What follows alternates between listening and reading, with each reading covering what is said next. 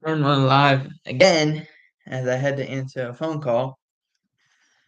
But back to what we were talking about 2 weeks ago on Sunday Night Football.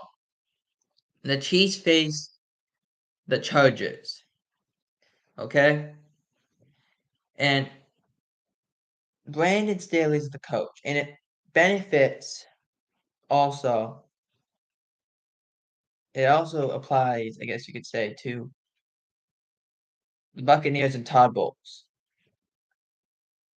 Brandon Staley as a coach, the one thing that he was brought in to do was to be a defensive coach.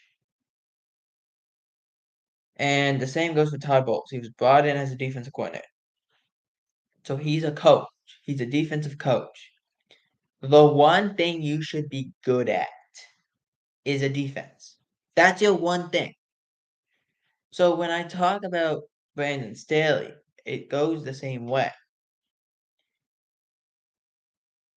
You're a defensive coach. The one problem you should not have is defense. I understand injuries play a factor. I get that. But even your injured players who were mostly defensive linemen played very well. Your secondary played terrible. That's a problem. And I understand you're hurt. I get that. But at what point does your defense of sound of your brain connect? The same goes for Todd Bowles. You're a defensive coach. At what point do you realize our defense is a problem? And we got to figure that out. And we got to figure it out now. Because we're going to be December tomorrow. You got to figure it out. You can't. The Bucks have to figure out a way to win a game by more than 7 points or 3 points. They got to find that. You beat Seattle by 4. You got to find something. Because as much as you want to win those close games, you want to make it easier on your team. The game against the Rams, as great as you played on offense in that game, which you didn't play good at all, your defense played very well, but your offense could not get it. But at the same time, at what point do you go win a game by more than 4 points or 7 points? You're not going to do it. I don't think you've won a game by more than 7 points since week 1. Actually, no, I misspoke. Since New Orleans. When you played New Orleans, that's the last time. You haven't played well.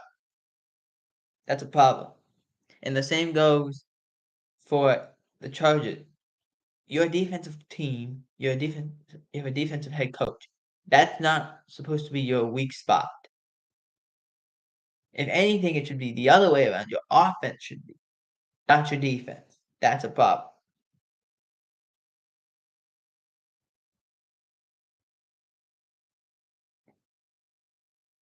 For the Rams, it just seems to get worse. There was a thing, there was a meme put up after the loss to Kansas City. And it was showing the players, the starting wide receivers, the starting quarterback, the starting running back of the team that was in the Super Bowl. They showed that Odell had multiple Pro Bowls. Cooper Kupp had an All Pro. Van Jefferson as a third receiver was doing his thing. And then it showed that a quarterback is very good and very talented and has a strong arm and can do all these things. And your running backs can dominate if they have to. Then they showed what the team looked like in the Week 12 matchup between them and Kansas City. And they had Tutu Atwell out there, who I believe had anywhere between 4 to 8 receptions in his career. And the second wide receiver was Ben Skoranek, who had, I believe, only 400 yards as a wide receiver. I understand you're banged up, but I also blame the NFL in this too. This game should have been flexed. It should have been, because even the starting quarterback of the Rams is out, and their backup is out. So you're putting a third guy in there who has never played, who has never started a game, and you're putting him in there. The fact that that's a 4 o'clock game doesn't make sense to me. But it gets worse for the Rams as their star defensive lineman, Aaron Donald, has a high ankle sprain and is going to miss time. We'll see if he can do some things, but man, like losing him, you don't have really anyone that can replace him. And you've put in the last couple of years, you put all your eggs in the same basket, as they used to say. Put all your eggs in one basket and see what happens. Well, that's what they did. They won a Super Bowl for it, but now they have older players. They haven't drafted because they've traded all their draft capital away. At what point do you go and say, man, that wasn't very good. We got to figure something. We got to draft. We don't have a first round pick. The crazy thing is this.